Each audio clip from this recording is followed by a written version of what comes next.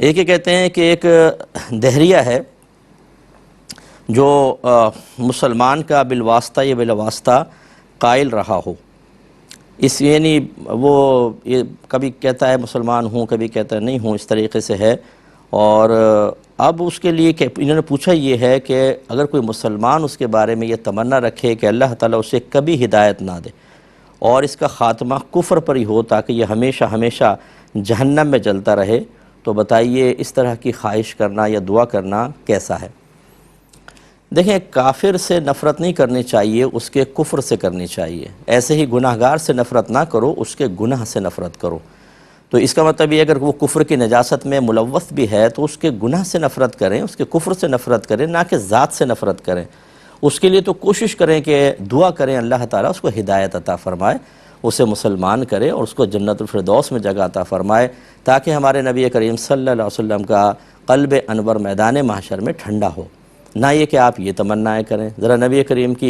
کا طرز عمل دیکھ لیجئے کہ طائف میں جب آپ کے اوپر پتھراؤ کیا گیا اور آپ نے ایک باغ میں پناہ لی اور ملک الجبال حاضر ہوتے ہیں اور پوچھتے ہیں رسول اللہ، اللہ نے مجھے اجازت دی ہے، آپ اگر حکم دیں تو میں طائف کے پہاڑوں کو ملا کر اس بستی کو ختم کر دوں۔ تو رحمت کونین صلی اللہ علیہ وسلم کا یہ تاریخی جواب کتابوں میں مرقوم ہے۔ آپ نے ارشاد فرمایا کہ نہیں، ایسا نہ کرو، کیونکہ اگر آج یہ مجھ پر ایمان نہیں لاتے تو مجھے یقین ہے ان کی نسلیں مجھ پر ایمان لائیں گی۔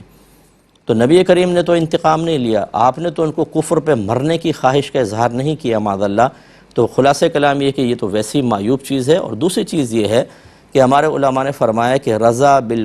بالکفر کفر، کفر پہ راضی ہونا بھی کفر ہوتا ہے۔ یعنی کوئی کافر ہونے پہ راضی ہو جائے، ٹھیک ہے تم کافر ہو جاؤ، کسی کو مشورہ دے تم کافر ہو جاؤ، کوئی کافر اس کے بارے میں سوچے کافر رہے تو بہتر ہے، تو یہ گویا کہ آپ کفر پہ راضی ہوئے، یہ الگ ایک کفر ہوتا ہے۔ لہذا آپ غور کریں کہ یہ شخص یہ چاہتا ہے کہ یہ دہریہ رہے، یعنی کافر ہی رہے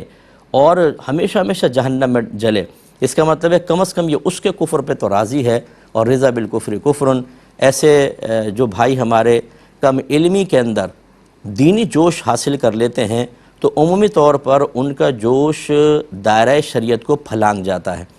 اور ان کا عجب و خود پسندی اور تکبر اتنا زیادہ ہوتا ہے کہ اگر ان کو سمجھایا جائے کہ آپ یہ غلط کر رہے ہیں تو وہ یہ ماننے کے لیے تیار نہیں ہوتے۔ آپ چاہے قرآن سنائیں، حدیث سنائیں، ان کے جاہل ذہن کے اندر جو چیز فٹ ہو گئی وہ اسی کو عین ایمان قرار دے کر اور اس کو اپنا دینی جذبہ قرار دے کر اور اس جوش پر آخرت کے بڑے بڑے انعام کا تصوراتی اعتبار سے ایک تخیل خود ہی قائم کرنے کے بعد سمجھتے ہیں کہ سب بے وقوف ہیں، میں ہوں عقل مند اور میں جنت میں اعلیٰ درجے پاؤں گا۔ ایسے میرا بھائی جو اس طرح کے کو سن رہے ہیں، یاد رکھیں اگر آپ کسی کے بھی کفر پہ راضی رہیں گے آپ خود دائرہ اسلام سے خارج ہو جائیں گے اور آپ کو تجدید ایمان اور تجدید نکاح کرنا ہوگا۔ اور ہمارا مشورہ ہے کہ کسی کافر کے بارے میں بھی تمنا ہرگز نہ رکھیں کہ اللہ اس کو کافر ہی رکھے، بلکہ دعا کریں اللہ اس کو ہدایت دے کر مسلمان کر دے۔